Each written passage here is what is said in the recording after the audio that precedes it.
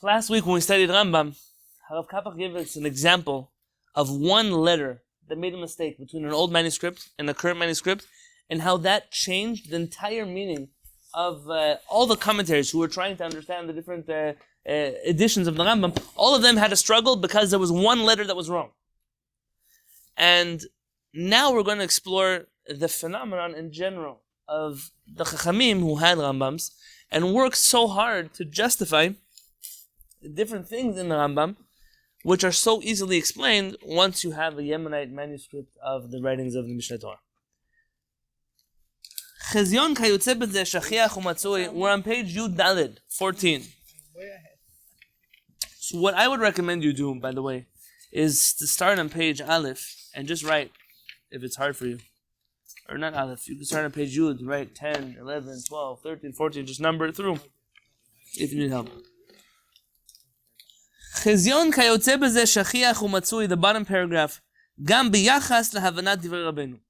we find a similar sight when it comes to dealing with the writings of the Rambam. There are some who understood the Rambam in a certain way. Whether it was because whether that was because of a preconceived understanding of the Talmud, which was in his heart, Api Rashi or Chad Geonim, whether it was because Rashi read the Gemara that way, or the Geonim read the Gemara that way. It's very hard. Rashi is really Rashi. But we get so used to saying Rashi because that's the way it's said out here, that sometimes we get confused. In general, the names in Hebrew are switched. Mir'el and Mira happen to be, even in spoken Hebrew, which follows a Sephardic accent, follows the Ashkenazi rules. So where people would call me Yonatan, my real name is Yonatan. Yeah? Someone's name would be... No, that's really Devora is really Dvora. Yeah, that would be the proper enunciation of the name. So a certain Chacham reads the Rambam because that's the way he understood the Talmud, whether based on Rashi or one of the Geonim.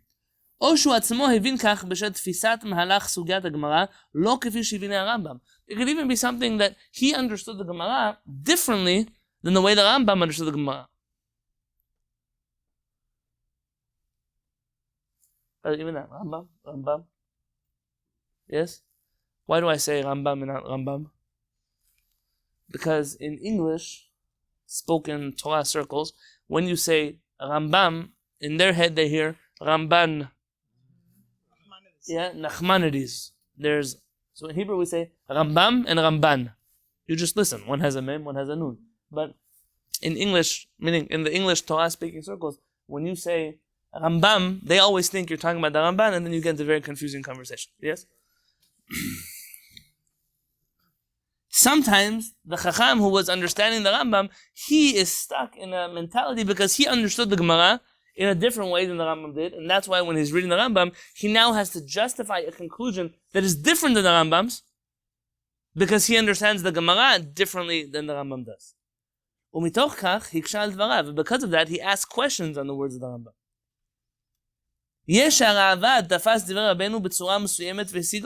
There are some times where you see the Ravad. Ravad is the one who makes comments in the... it's not actually printed here overtly, but in most Rambams, you're going to see the little notes in the text. And over there, that's the writings of the Ravad. Ravad, the Ravid. The Ravad, he sometimes argues with the Rambam. And the Ravad is arguing with the Rambam because the Ravad understood the Gemara differently than the Rambam. So whereas here he's asking questions on the Rambam, it's not really a question on the Rambam. It's a question on the Rambam only if you read the Gemara differently than the Rambam did.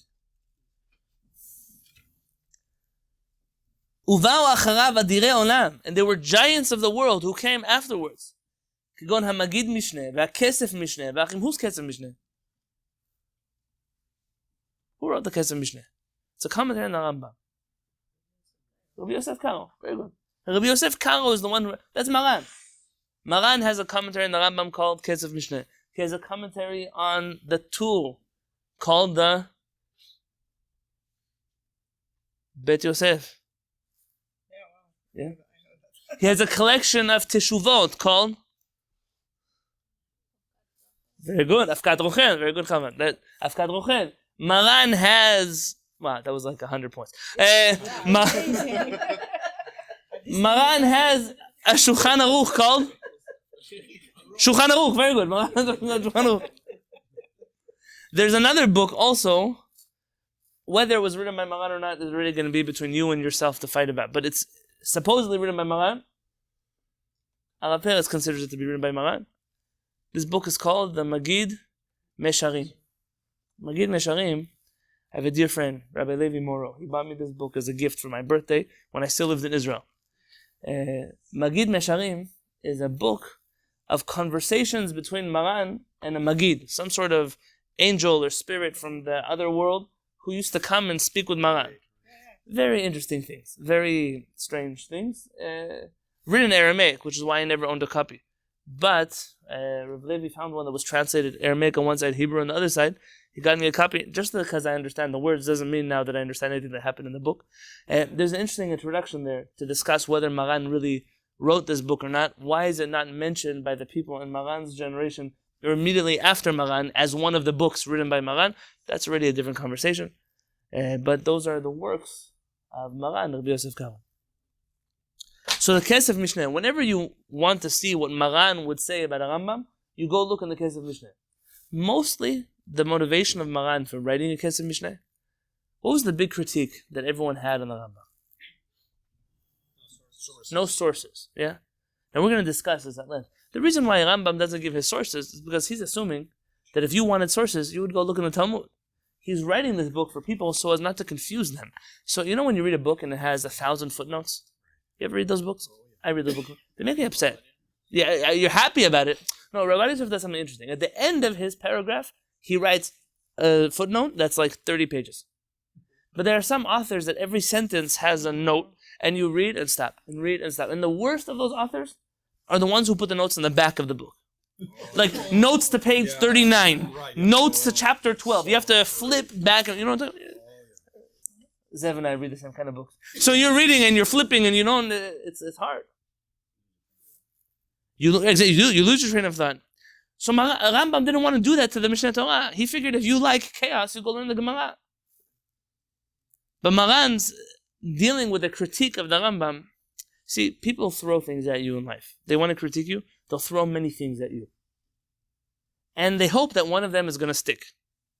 You know, look at any kind of elections that happens. Right? They'll throw arrows and 90% of them miss. They're fake, they're not real. But the 10% that stick, they stick. And Baruch Hashem, because people are so stupid, even the 90% that are not real, they stick also. There are things that people believe that have been disproved over and over and over and over again. You know how many times you see a picture photoshopped? That you know it's Photoshop because it's so many times it's been done, but that comes to you, wow, I can't believe it. Don't believe it's real. It looks fake. There's so many people who believe these things. When it comes to the Rambam, people throw all kinds of things at the Rambam. He's a heretic. He doesn't believe in Mashiach. He doesn't believe in Torah Sinai. He's a Greek philosopher. Everyone threw it. Finally, the one thing that stuck, he didn't bring his sources. So Maran decided to deal with that. Maran writes a case of Mishneh, and without Google, and without a Bar Ilan Responsa project, and without an encyclopedia, Maran sits down on every halacha of the Rambam and gives you the exact source where the Rambam got these words from. Imagine writing a book like that. You're writing on someone else's book where they found all their information. Imagine how much you have to know.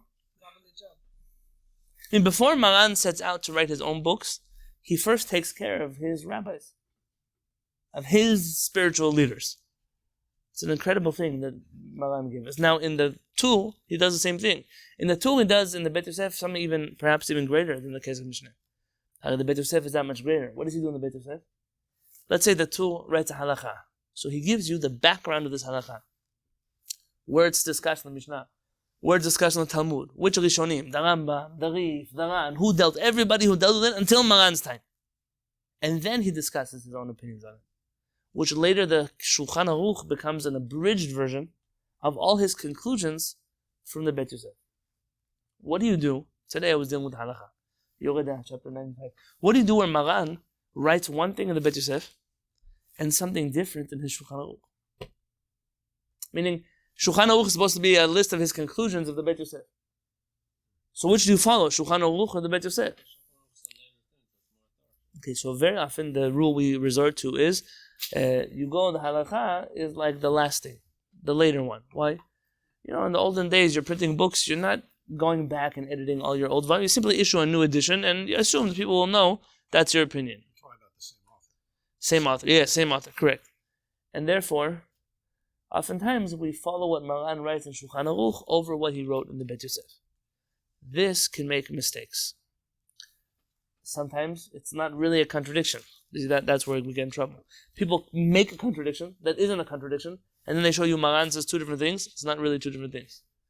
Or better yet, Maran will write something in the Beit Yosef, and he neglects to mention it in the Shulchan Aruch, which makes you wonder, does Maran think it's not important?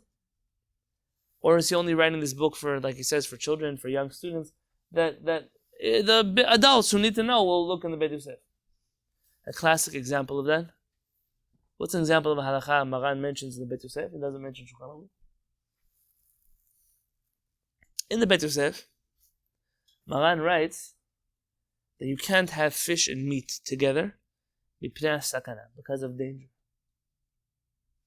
Why? Chachamim say it's dangerous, some kind of medical hazard when a person eats meat and fish together. There's not a halakha. This is a halakha because of danger. So much so that later authorities say that if meat were to fall into, fish were to fall into your stew with meat, it's not batel even in 60. That a danger is stricter than halakha. Meat and milk, not a big deal. Danger is poison. How much poison per quart of chamin are you allowed to have? Don't have any poison, just stay away from it. Now, Maran also writes in the Beit Yosef that you cannot have fish with milk. You can't have fish with milk.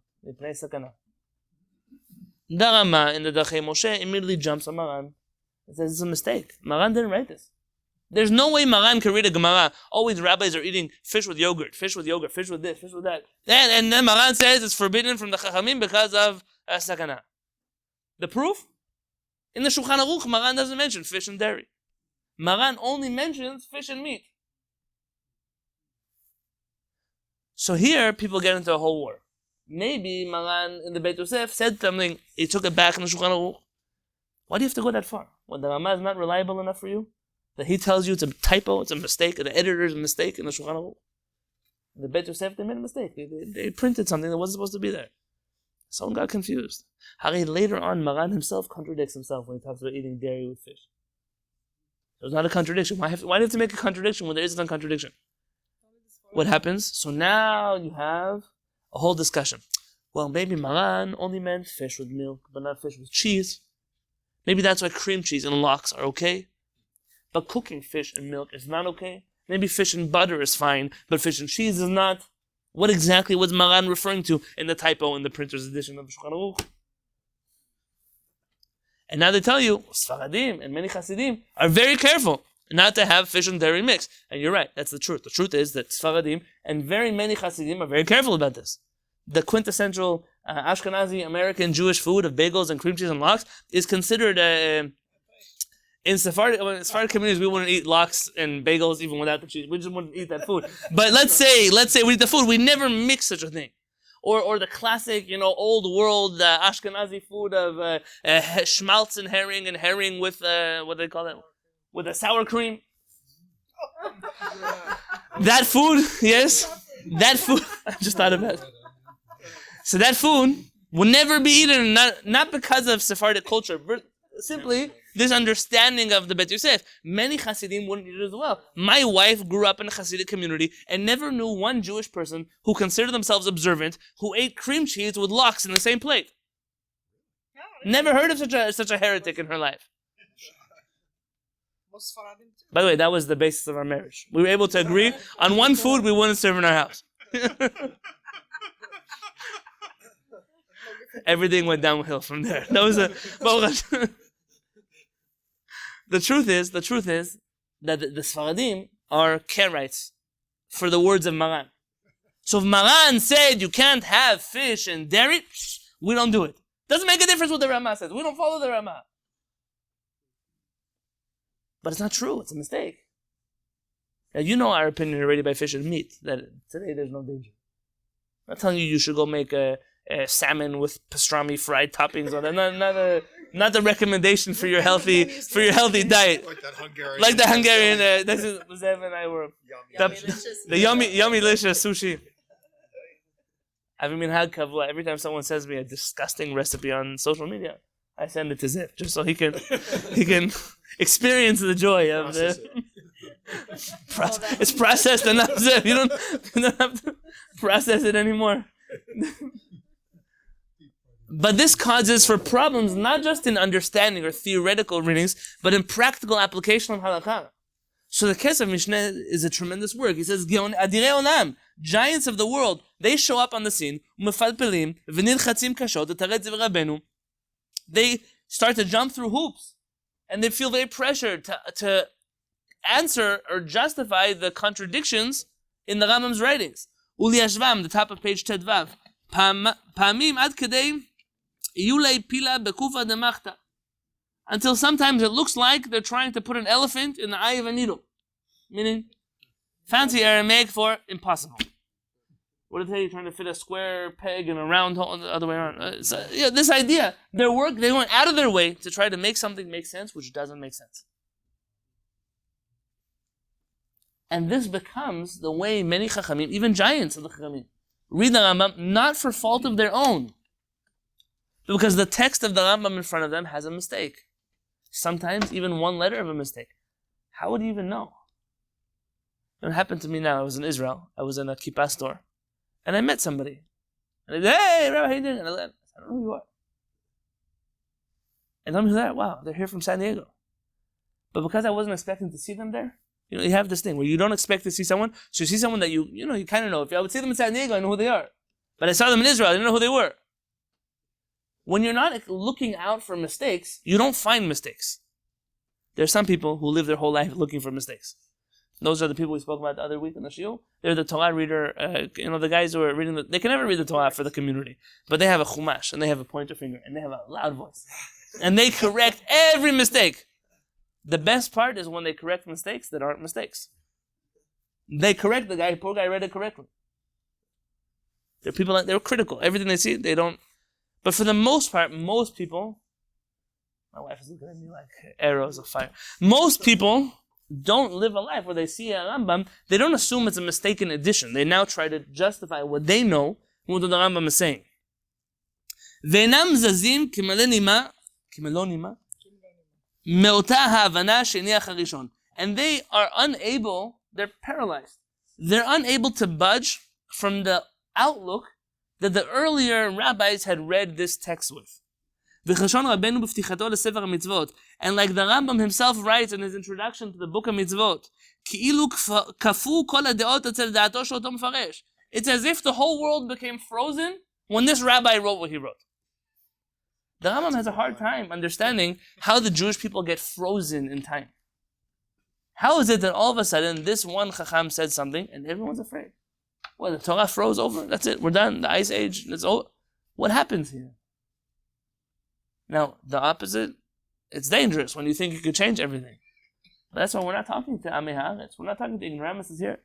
We're talking to Chachamim and Talmidei Chachamim. It's the scholars, the students of scholars, the people who understand that we're not looking to innovate needlessly. But when you have no other choice, and you're forced to learn HaKadosh Baruch Hu's Torah properly by neglecting another earlier Chacham's approach. That's the kavod of Torah. What does the Gemara say? B'makom mitzvah, in the place of a mitzvah, en cholkin kavod larav. You don't give respect to the rabbi. What does that mean? Make a mistake. Respectfully, but you correct. The greatest example, when you're in the auctions in the Beit Knesset, they're auctioning off Kal Nidrei, and the rabbi bids. So normally, if you were in the fish store, it would be inappropriate to outbid the Talmid Chacham. But the Beit Knesset, it's okay. In areas of mitzvah, you don't have to give respect. Here, we're all fighting over a mitzvah, and I have a right to mitzvah also. The same attitude here.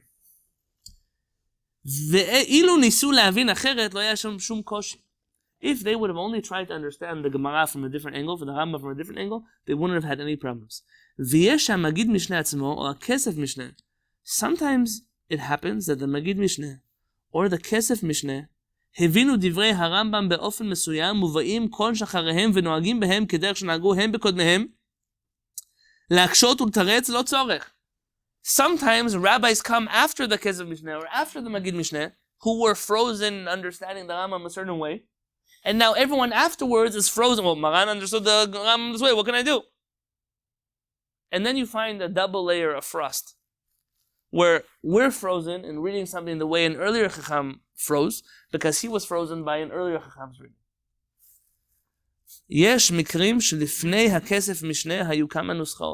There are times where it's clear that to Maran there were a few different editions of the Rambam.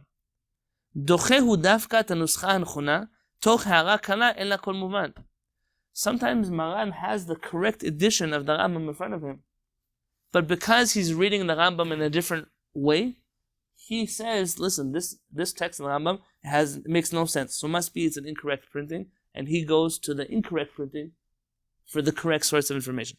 You may begin to understand now why some people don't like Rabbi Kapach. He's saying some things that in other places may sound heretical.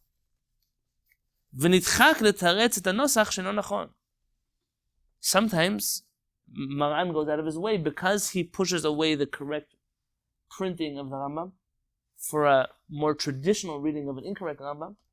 He's now stuck trying to explain the Rambam in a very difficult way.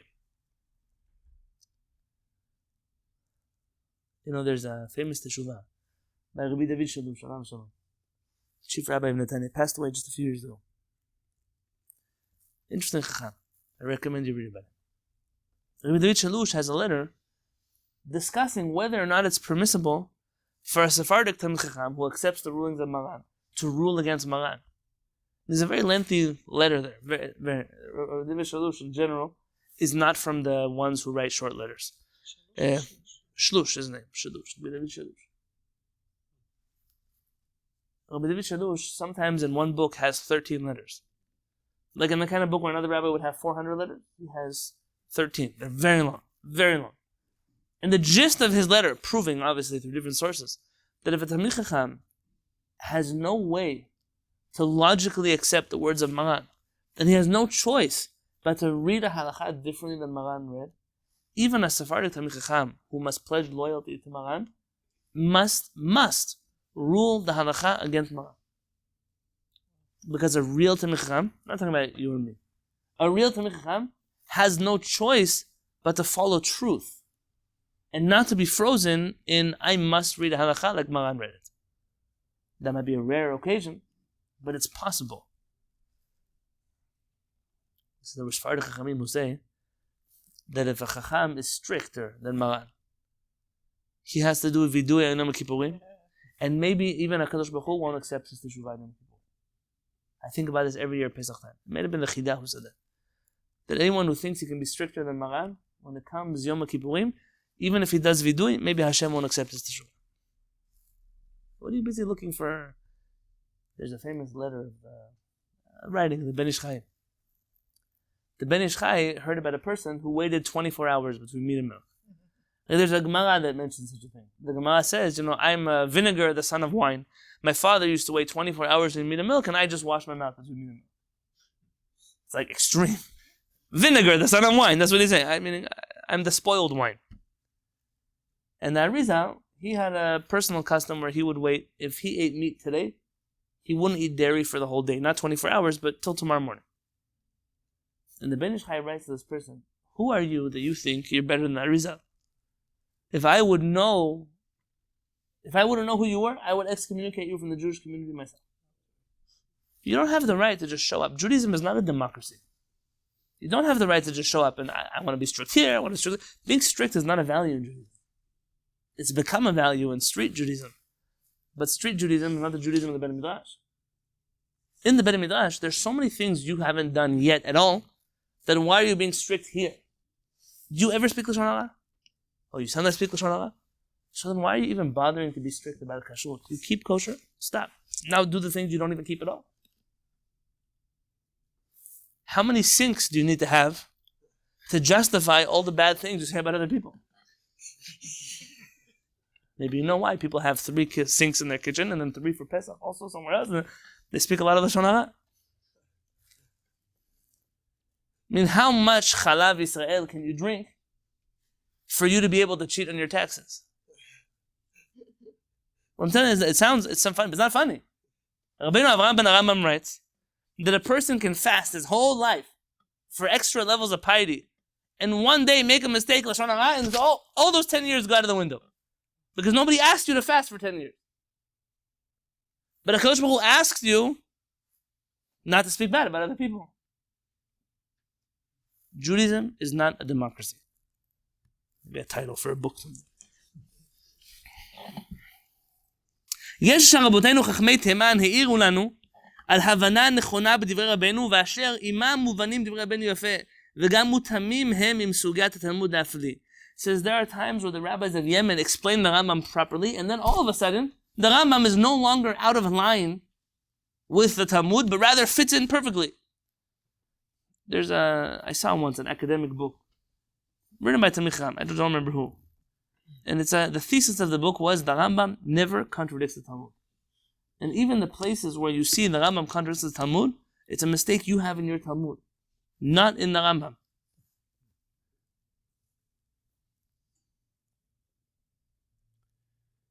Really, I would love to read a little bit more.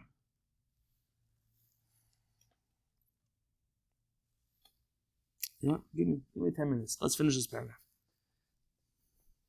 And because this is true, שמתי את פניי לדרוש ולתור בהמתחות עשרות רבות מפרשים, המאירים, המבארים מדברי רבנו במשך הדורות. I've made it my goal to go through the dozens of commentaries on the Rambam and try to sift out what exactly are the words of the Rambam, the ones who explain, that analyze the words of the Rambam. ואלה רבים הם. And there are many commentaries on the Rambam. וגבול ומכסה קבעתי אז על עצמי. I made a limit for myself. You can't do every book in the Rambam. לעיין ולתמצת כ-300 חיבורים. I limited myself to 300 commentaries on the Rambam. After 300, I can't do all the work. Yeah.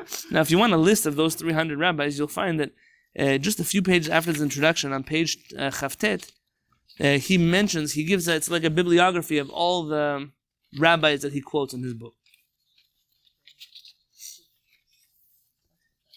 But this is going to become very complicated for us because Rabbi Kapach makes his own acronyms for rabbis.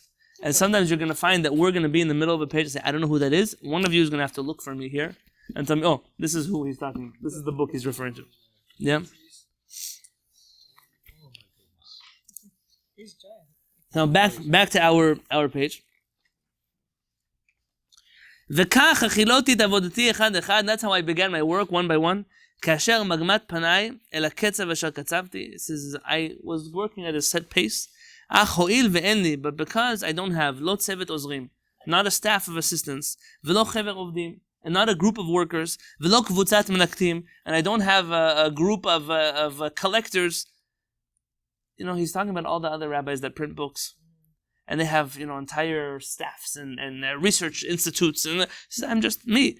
לא ציבור מגיהים, I don't have a group of editors. לא איגוד בודקים, I don't have a committee of checkers, spell checkers. לא חבורת מעתיקים, I don't have a society of copiers. כי יחיד ועני אני, כלשון עם זמרות ישראל בתהילותיו פרק כ"ה ט"ז. But like David HaMelech says in Tehillim, I am poor and alone. I'm doing this work alone. ויחד עם חסרון בדידותי, and together with my loneliness. My loneliness. גם עבודתי בבית הדין הגדול לערעורין תופסת הזמן הדרוש לה. My work in the bedin that he was sitting on is taking up much of my time. אף עיסוקי בספרי רב סעדיה גאון ויתר חכמי ישראל תפסו מן הזמן את המגיע להם. And my other work in the writings of Rav Saadia Gaon and the other rabbis also took up my time. לפיכך נמשכה העבודה למעלה מן הזמן שעמדתי מראש. This time has taken me much longer than I initially had portioned out or rationed out for myself. וטרם הגעתי אל הקצב, של 300 חיבורים. I did not yet reach the number, the tempo of 300 commentaries. ועדיין חסרים לי כמעט רביעית המאה השלישית. And I'm missing almost, how did I do this math? 25 of the third 100. Meaning, I'm missing the end piece. I didn't get to those rabbis yet.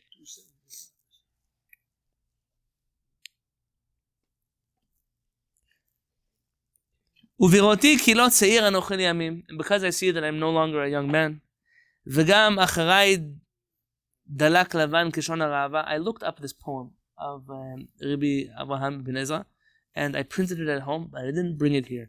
And I'm sorry, but he's making a reference to a poem of Rabbi Avraham ben Ezra. I printed it, I didn't bring it. לכן החלטתי לעמוד באותו חלק מן הדרך לרכז להוציא את הקיים. I decided to change path, root recalculation, and to print what I have so far. וקיימתי בעצמי מאמר רבי טרפון, and I have fulfilled what Rabbi Tarfon says, בסוף פרק בית אבות, in the end of the second chapter of אבות, לא עליך המלאכה לגמור. The job is not yours to finish. You're not exempt from trying, but the job is not yours to finish.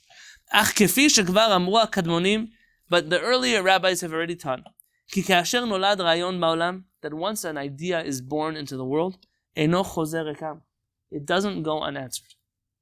ומרחף הוא בחלל העולם, and that idea floats around the spheres of the world, עד שימצא מקום מתגר להתפתחותו, until it finds the right place to come true.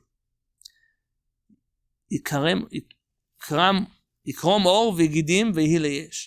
It will grow flesh and sinews, and it will come to life. Meaning, you give birth to an idea, don't think that idea is yours. The intellectual copyright is a very complicated thing to prove in halakha. You give birth to an idea, even in your conscious. You give birth to this idea. Now you created an idea in the world. If you are not the one to fulfill it, it will float around in the world until someone else does. You enabled it to come into the world, but someone else can take it first. By the way, from here, there was a famous quote from one of the high-tech, maybe one of the CEOs. You probably know better than me. He said, follow your dreams, because if not, somebody else will pay you to follow theirs. Yes. And this is really what happens. You could be the one who changes the world, or somebody else will hire you to do all the work so you follow their dreams. Very often you think because an idea is yours, it's going to stay with you forever. But you gave birth to the idea. Just because you gave birth to the idea doesn't mean that it's yours. And if you don't act while it's hot, someone else might get it before you. You have halachot like this. Someone suggests a shidduch. Maybe you should meet this girl, maybe you should meet this guy. Chachamim say there are even days where normally you wouldn't do a happy event. Let's say the 9 days. And we do an engagement party in the 9 days. Why? Shema. What does Maran say? Maybe someone else will come and get her first. Who's promising you have time? I tell this to young people all the time. No pressure to those of you who are dating. You're hanging out with a girl, you're hanging out with a guy. How long are you going to hang out with each other? I'm not talking here from a religious area at all. You think that you have each other for as long as you want. Who's promising you someone else doesn't show up on the scene and take you? Take her? So many times. One more person procrastinates, and then I'm not sure yet, and then the other person meets somebody. Who is sure? And then it's over. Havdil elef of havdil, to make 1,000 differences. I was once in Costco. And I saw something I wanted. It was the last one. I wasn't sure. Should I buy it? Should I not? It's a lot of money. Okay. As if you don't spend a lot of money in Costco. And I went home to talk to my wife. I came back to get it. It was gone. And I tell the guy, listen, I was going to buy it. If someone took it, if someone bought it. So if you look at the computer, the closest one is in Tucson, Arizona. Great. Okay. That doesn't help me at all. And he said, the rule in Costco is just if you see it and you want it, buy it, because you can always return it. I said, but I'm a rabbi, and part of halakha is, I said, Jewish law says you can't just buy things knowing you're going to return them. That's against Jewish law. He said, in Costco, we're okay with you buying stuff if you want to return them. Just buy it, think about returning it later. And that should be, don't do that at Costco, but do that in your life. Jump on an idea. If it doesn't work, it doesn't work, but be the one to jump on it. This is what he says, because I know that my job is not over, I gave birth to this idea. I'm hoping that others will fulfill the job for me. Af im lo lefi darki ela lefi darkam. Even if they finish this work not according to my philosophy, even according to their own. ולא מנעתי ואיני מונע כתבי היד המקורחים שברשותי מלמסור מהם צילומים כדי שמשו בהם מהגעת ספרי רבנו. He says, and I have never until today held back from anybody to come into my library and take copies of the Rambam's manuscripts that I own personally. My personal collection is not personal. You have to understand what a truth seeker you have to be for that. You have proprietary rights to some kind of merchandise. You have the best Rambam around. And you say, I don't care. I don't care if you come to my office and photocopy. As long as your goal is to print better Rambams, that's all I want. And essentially that's what this company does also. If you go to their website, you could choose to buy this book. If you can't afford to buy the book, for whatever reason you're on the run, you can click, I want a digital copy, and you can view it for free online in their browser. You can download it. I guess that there's reason for that, The way it works is that someone else is going to print it. And then that's already a different story. They say once when, it's not a true story. Bill Gates wanted to release the new Microsoft Word. And he was trying to figure out, aside from the US, where should he release it? Like, what's the next country that is really into high-tech and has computers? He said Israel. So he opened up a branch in Israel. Microsoft Word hits the stores. And after a year, he goes for the annual review. And they found out they only sold one copy, but everyone in Israel has Microsoft Word.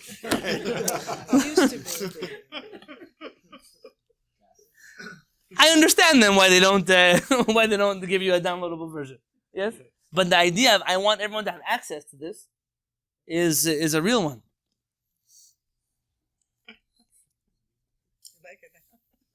It's true. Maran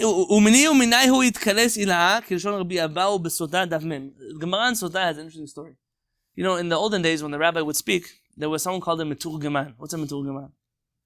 Translate. Loudspeaker. Yeah, we use translator, but really it's a loudspeaker. The rabbi has 1,000 people in the audience. He can't scream all the time. He's teaching. So he does is he speaks like this, and after every paragraph he stops, and someone else broadcasts in a loud voice to everybody else. Old school microphones. Megaphones, I guess would be the... And the meturgeman, sometimes you had to make sure that the translator was accurately translating your information. Yeah, I have this issue with Ovadia sometimes. Ovadia, I sometimes say, Ovadia, I need you to translate for me X, Y, and Z. And Ovadia is so nice. And he says things so nice, but I'm not trying to be nice. I want to be mean, so let me be mean. Ovadia is a good guy. So when I'm translating, don't comment, just translate. Yes? You ever seen something translated with Google Translate? It doesn't work so well. That's why I have Ovadia. Well, it helps me a lot. So I have to ask the Kehillat that I mentioned his name. But we have content meturgeman with the Gemara. So the Gemara mentions there was a meturgeman that he was translating for a chacham, and whenever the chacham would say something and he would give a reason for why he said this halakha, the translator would interpret it differently than the rabbi. So the rabbi's reason is good for nothing. And this rabbi would be quiet. Why? Because of his humility. Well, maybe he's right. Maybe that's a better answer than mine. A better reason than mine. So once the wife of the translator, of the meturgeman of Rabbi Abahu, whose meturgeman comes, his wife comes to the wife of Rabbi Abahu. So there's two wives. One of the wife of the translator, one's the wife of Rabbi Abahu. And she says, my husband, he's such a big Talmid Chacham, he doesn't even need your husband. He doesn't need this job to sit there and translate for your megaphone, your husband. He could teach a class on his own. He just, he's a humble guy, so he bends over backwards to show like he respects your husband. And the wife got really worked up. Who are you talking to my husband like that? She goes to Rabbi Abahu. Is it true? And he says, listen, maybe it's true, maybe it's not. Both of us will praise the HaKadosh Baruch Hu together. It's like the attitude of Moshe Rabbeinu when they tell him that there are rogue prophets in the Jewish people. Remember this? That they're mitnabim. And then the Nar runs to Moshe Rabbeinu and says, Adoni Moshe, you should put him in prison. Or maybe not. It's not. Different people have different understandings of the next word in the pasuk. And Moshe Rabbeinu says, I wish that everybody in Am Yisrael would be a prophet. Says Rabbi Kapach, I don't mind. I don't mind if other people take the books and continue the work as long as they get the work done. Both of us will praise HaKadosh Baruch Hu together. As long as the matara, the goal will be reached, it's a great goal. In Yemen, that was a minhag. Not right kuntres, but right kundres with a down. ודפים וחצאי דפים בודדים עתיקים מאוד מכל רחבי היד החזקה ושומעים קרובים להתפוררות ואינם ניתנים להעברה מיד ליד. So there are some manuscripts I have, there are little letters or remnants of pages that if you were to open them, they would crumble because they're so old. So those I don't let people copy because I don't touch them. ובהם בכולם משתמש אני כעד במהדורתי זו. Then I use all of those manuscripts in this current printing. ויש שאני מוצא בהם נוסחאות מאירת עיניים, and sometimes I find beautiful versions that really light up my eyes. וכפי שהראיתי במקומם, like I mentioned in my footnotes, מחברים רבים. Okay, this part is already another topic which we'll do tomorrow. But says Rabbi Kapach, I want the work to get done. I didn't finish. You have the majority of my work, and I set out to give you almost 300 commentaries on the Rambam. I have some missing. But I give permission for any Talmid Chacham who comes after me, who has a desire in their heart to teach Rambam properly, to bring about proper nuschot of the Rambam, to use my work as a stepping stool for their own. I think that in life, if we were mentioning before about ideas and taking ideas, making sure you jump on an idea before someone else jumps on it, there's the ability also to say, I can't do it alone. I jumped on the idea. I gave birth to this idea. I followed through with this idea. In order for this idea to be successful, I must pass the baton on to someone else who can do a better job than I can. The greatness of such a person is you can't even imagine. But it's very hard to find such a person. Someone who says, I've reached my limit. This is what I can do. I have to give someone else the baton who could do a better job than I can. But I think when you see somebody like that, instead of judging them, say, oh wow, he didn't even give us a full book, so why do we bother buying this book if it's incomplete? Instead of looking like that, say you got 275 commentators in the Rambam from a Talmid Chacham who's like the Rambam incarnate, not talking about reincarnations, just the Rambam in this world. And somebody who's so humble that he says, my magnum opus, my work of my life, I'm really happy if someone else comes along and continues it, not even in the way that I did. There's a book, Qafih. The author passed away before the last volume was finished. And the son of the author reached out to Rabbi Yosef and asked him, his father passed away. Would Rabbi Yosef be able to continue writing the commentary in the Shulchan Aruch as if he was his father? And he did. And there were wars, whether Rabbi Yosef was being honest or not, and why. At the end of the day, he was trying to write a book as if it was someone he was not. But that worked, that ability to say, I didn't finish, but I trust someone else to take over from me. Very few people are big enough to do that. And when you meet a person who's big enough to do that, cling to them like you cling to life itself.